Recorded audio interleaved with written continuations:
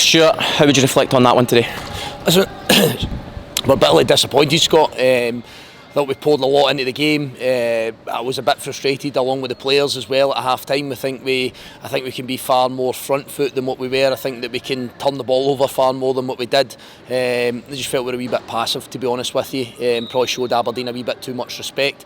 We addressed it in spells in the second half, and then I think the last kind of chunk of the game, you could see quite clearly that obviously Aberdeen were trying to kind of hang on a little bit and waste some time, and it becomes frustrating because their goalie's made a wonder save, hasn't he, for the set play, which would have made it 2 each. And we always knew it was going to be a difficult game. It was just, I felt, especially in that first half, we kind of quit ourselves a bit better than what we did. But in saying that, you're always going to have tough moments, and you're always going to have tough halves, especially when you're on the road, and especially when you're coming to a team that's 9 games win and run. So for us, a bit of disappointment when we pour so much into it, but I said that to the players. I didn't feel we got a rub of the green sometimes today with little momentum changing decisions and various things that were happening in the game. Sometimes you do, sometimes you don't. I would have hoped for a better share of that, Scotty, to be honest with you, just to build a wee bit of momentum in the game. And then probably at the end of the game there's a bit of frustration for us because we felt that we were on the ascendancy.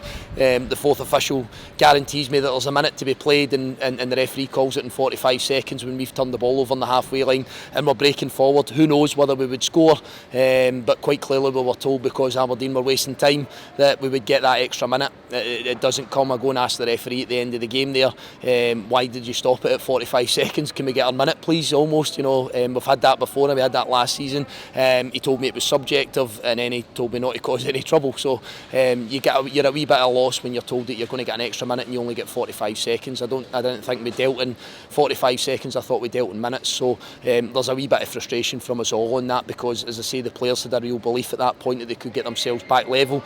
We don't know if we'd have scored off that attack, but I wouldn't have minded to see the ball go into Aberdeen's half and find out whether we did or not.